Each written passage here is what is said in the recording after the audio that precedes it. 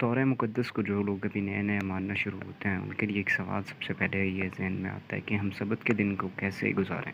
तो सबसे पहले आपने इस दिन को, जैसा कि हमने पैदाइश की किताब से और ख़ुरूज की किताब से सीखा कि खुदा जो है वो इस दिन को मुक़द्दस ठहराता है और इसके दिन जो है वो रेस्ट भी करता है सारे अपने काम-काज से। दूसरी अहम चीज़ ये है कि हमें इस दिन ना तो पैसे किसी को देने चाहिए और ना ही लेने चाहिए।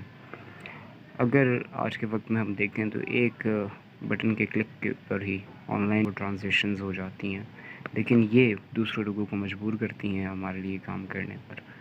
तो एक्सोडस चैप्टर 20 वर्स 10 के अंदर जो है वो हम क्लियरली ये सीख सकते हैं। यहाँ ये बताया गया है कि हमारे दरमियान अगर कोई स्ट्रेंजर भी है तो उसको भी जो है वो सब्त का दिन मानना चाहिए।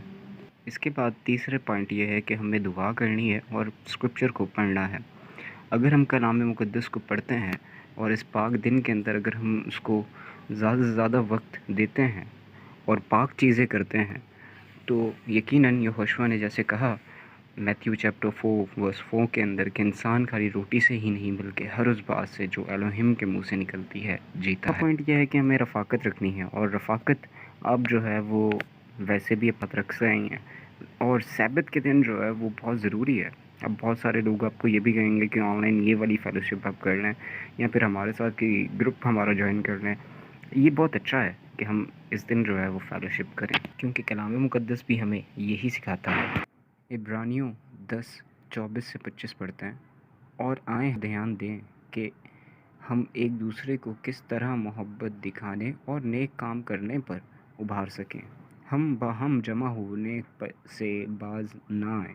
और आज का पांचवा हमारा अहम पॉइंट कि इसको सिंपल रहने दें। हम बहुत सारे लोग ये कहते हैं कि इसको इस दिन मनाया जाता है, उस दिन मनाया जाता है, या फिर इसको इस तरह से मनाया उस तरह से मनाया, लेकिन मैं आपको ये बताऊंगा कि मसीह ने 11:28 में कहा, ए थके मांदे और बोझ तले दबे हुए लोगों, सब मेरे पास आओ, मैं तुमको आराम दूंगा।